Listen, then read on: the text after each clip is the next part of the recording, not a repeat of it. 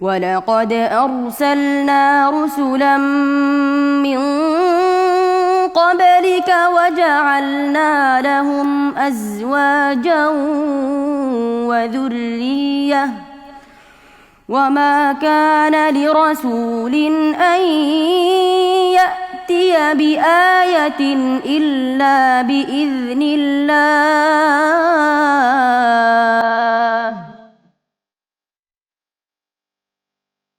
তুমি এ পর্যন্ত কত খতম শুনাইছো উস্তাদ? 50 কত? মাশাআল্লাহ। আল্লাহ আকবার। কোরআনের সাথে তাদের সম্পর্কটা কত বেশি। আল্লাহ, কোরআনের সাথে যাদের সম্পর্ক, আল্লাহ রাব্বুল আলামিন দুনিয়া আখিরাতের কল্যাণ দিয়ে তাদেরকে আসলে ভূষিত করে দেবে। আল্লাহ পাক তোমাকে অনেক বড় করুক, অনেক বড় করুক। আমরা তো করি। মনে হয় খুব শীঘ্রই বিশ্বমঞ্চ তোমাকে ডাকবে। তোমার জন্য সেই দোয়া থাকলো, তুমি যেন বিশ্বজয়ী হয়ে আসতে পারো খুব শীঘ্রই। সে যখন তেলাওয়াত করে আমার মনে হয় খুদ রব্বুল আলামিন কোনো বিপদগ্রস্ত ব্যক্তিকে মাথার উপর হাত দিয়ে সঠিক পথের দিশা দিচ্ছে, এরকম মনে হয়। তার তেলাওয়াতটা এত দরদি সুর। আমি দোয়া করি আল্লাহ পাক রব্বুল তাকে যেন সঠিক অর্থে কোরআনের খাদেম হওয়ার জন্য আল্লাহ কবুল করে। অমুসলিমরাও এই তেলাওয়াত যখন শুনবে তাদের ভিতর মুসলমান হওয়ার একটা প্রতিযোগিতার সৃষ্টি হবে, দিলের ভিতর আসবে যে আমাকে মুসলমান হতে হবে। মনে হচ্ছে যেন আমাদের দিল থেকে রক্তকরণ হচ্ছে তেলাওয়াতের আওয়াজে। أعوذ بالله من الشيطان الرجيم بسم الله الرحمن الرحيم وكذلك أنزلناه حكما عربيا ولئن اتبعت أهواءهم بعدما جاءك من العلم أعوذ بالله من الشيطان الرجيم بسم الله الرحمن الرحيم والذين آتيناهم الكتاب يفرحون بما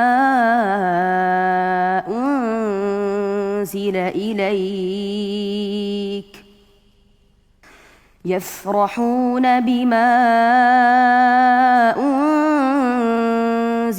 إليك ومن الأحزاب من ينكر بعضه قل إنما أمرت أن أعبد الله ولا أشرك به إليه أدعو وإليه مآب وكذلك أنزلناه حكما عربيا ولئن اتبعت أهواءهم بعدما جاءك من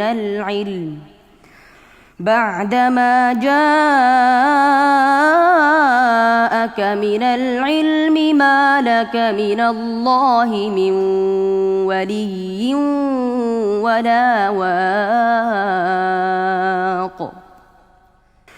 ولقد أرسلنا رسلا من قبلك وجعلنا لهم أزواجا وذرية وما كان لرسول أن يأتي بآية إلا بإذن الله لكل أجل كتاب يمحو الله ما يشاء ويثبت وعنده أم الكتاب وإما نرينك نرينك بعض الذي نعدهم أو نتوفينك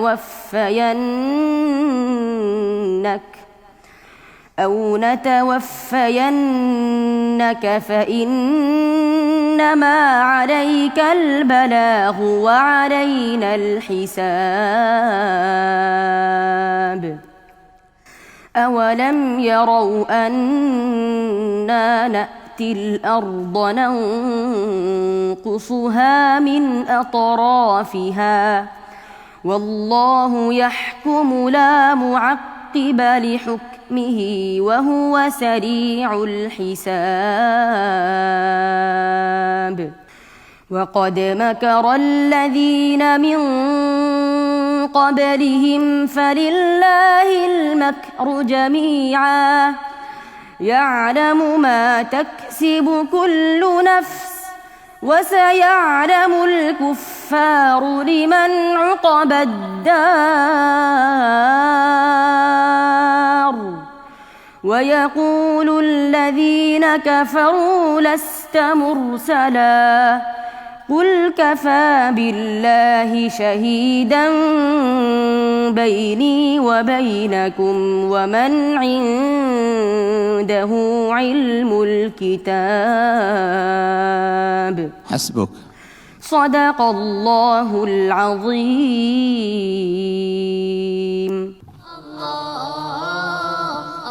السلام عليكم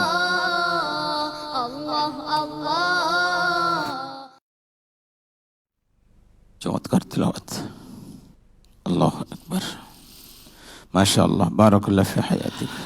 ও যখন তেলাওয়াত করছিল না যে ভাই, আমি ওর মুখের দিকে তাকিয়েছিলাম যে মানে কিভাবে এত সুন্দর, কোন মুখ থেকে এত সুন্দর আওয়াজটা বের হচ্ছে, ওর ঠোঁটটা কীভাবে নাড়ায় এবং মাথাটাকে কীভাবে নাড়ায়, মুভমেন্টটা কেমন তৈরি হয়, ও কেমন ফিল করে, একটু আমি নিজে ফিল করার চেষ্টা করছিলাম। আমি ভাবছিলাম যে কিভাবে সম্ভব, এটা আল্লাহর কালাম ছাড়া কি এভাবে কেউ কখনো কোনো কিছুকে এভাবে পড়তে পারে, পাঠ করা সম্ভব না। আল্লাহর কালাম সাল্লাল্লাহু আলাইহি আসলে এত সুন্দর করে কোনো কিতাব, কোনো বই, কোনো পুস্তক তেলাওয়াত করা সম্ভব নয়। এক দ্বিতীয় হলো যে আসলে ওরা এখনো নিষ্পাপ, একেবারেই নিষ্পাপ। সেখানে আল্লাহ রাব্বুল আলামিনের কালাম এইভাবে আয়ত্ত করেছে, এই জন্য তাদের পড়া, তাদের তেলাওয়াতটা এতটা মানুষের হৃদয় ছুঁয়ে যায়। ওদের মধ্যে ওদেরকে এখনো কোনো পাপে স্পর্শ করেনি। তুমি এ পর্যন্ত কত খতম শোনাইছো ওস্তাদকে? 50 কত? মাশাআল্লাহ, আল্লাহু আকবার। কোরআনের সাথে তাদের সম্পর্কটা কত বেশি! আল্লাহ আকবার। কোরআনের সাথে যাদের সম্পর্ক, আল্লাহ রাব্বুল আলামিন দুনিয়া আখিরাতের কল্যাণ দিয়ে তাদেরকে আসলে ভূষিত করে দিবেন। আল্লাহ পাক তোমাকে অনেক বড় করুক, অনেক বড় করুক, আমরা দোয়া করি। সুবহানাল্লাহ। আপনি আজকে প্রমাণ করে দিলেন যে কোরআন আসলে মুখ দিয়ে নয়, অন্তর দিয়ে পড়তে হয়। যখন অন্তর দিয়ে পড়ে তখন আওয়াজ অন্যের অন্তরে গিয়ে প্রবেশ করে, তখন তার গোটা শরীরে এটার একটা শিহরণ তৈরি হয়। নাজিব ভাই, আপনার কথা তো শুনলাম, আমরা একটু অন্য বিচারকদের মন্তব্য শুনবো।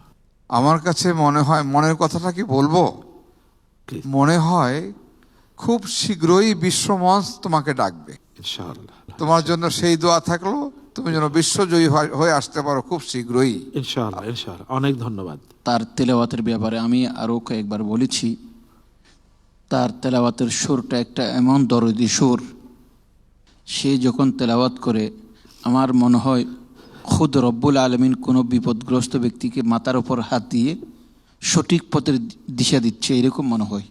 তার তেলাওয়াতটা এত দরদি সুর। আমি দোয়া করি আল্লাহ পাক রব্বুল তাকে যেন সঠিক অর্থে কোরআনের খাদেম হওয়ার জন্য আল্লাহ কবুল করেন। আল্লাহুম্মা আমিন। আমাদের সাথে ভাইয়া আমাদের কয়েকজন ওস্তাদ জয়েন করেছেন, আমরা একটু ছোট করে ওস্তাদের একটু অনুভূতি শুনবো। আল্লাহর দরবারে শুকরিয়া আদায় করছি যে আমাদেরকে আল্লাহ তাআলা ঈমান নামক দৌলত দান করেছেন। এই কারণেই আজকের আমরা এই তেলাওয়াত, এত সুন্দর তেলাওয়াত শোনার সুযোগ পেয়েছি। বিশ্বের মুসলমান অমুসলিমরাও এই তেলাওয়াত যখন শুনবে, তাদের ভিতর মুসলমান হওয়ার একটা প্রতিযোগিতার সৃষ্টি হবে, দিলের ভিতর আসবে যে আমাকেও মুসলমান হতে হবে। বারাকাল্লাহ ফিক।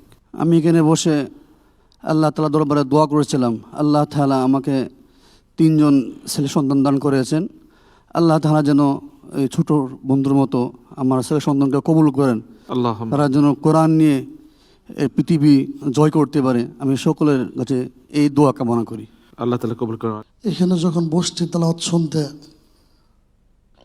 মনে হচ্ছে যেন আমাদের দিল থেকে রক্তকরণ হচ্ছে তেলাওয়াতের আওয়াজে। আল্লাহ তাআলা ছোট্ট বন্ধুকে কবুল করুক, আল্লাহ আমাদের বাবা মাকে কবুল করুক। বারাকাল্লাহ ফিকুম। আমরা সংক্ষিপ্ত তাফসীর শুনবো। আলহামদুলিল্লাহ। হাফেজ মাসউদুর রহমান মহাগ্রন্থ আল কোরআনুল কারীমের 13 নম্বর সূরা সূরাতুর রাদ তেলাওয়াত করেছে।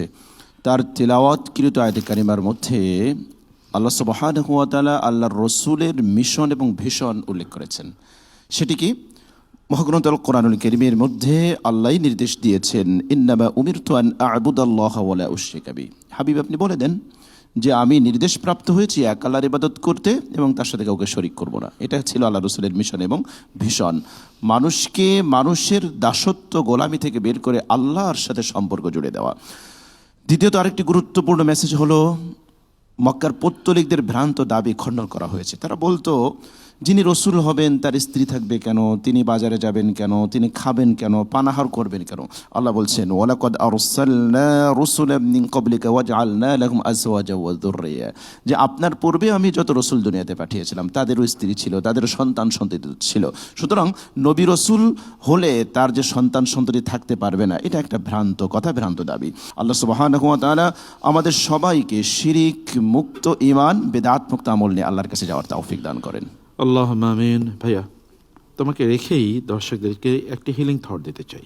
তাহলে একটি বিষয়ে অনেক সময় আমরা যারা কোরআন তেলাওয়াত করি, আমরা কিন্তু সেজদার আয়াতগুলো অ্যাভয়েড করি। কোরআন সেজদার আয়াতগুলো খুবই গুরুত্বপূর্ণ।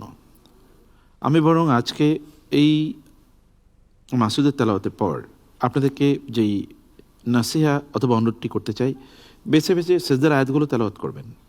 তেলাওয়াত করার পর সেজদায় লুটিয়ে পড়বেন এবং এরপর দেখবেন যে মনে শান্তি কাকে বলে। অথবা এটি অন্তরে কোরআনকে গেঁথে দেওয়ার অন্যতম প্রধান একটি হাতিয়ার হতে পারে। বারাকাল্লাহ ফিক ভাইয়া, তোমার জন্য অনেক অনেক দোয়া। এভাবেই তুমি যেন কোরআনের সুর মানুষকে শোনাতে পারো ইনশাআল্লাহ। আসসালামু আলাইকুম ওয়া রাহমাতুল্লাহি ওয়া বারাকাতুহু।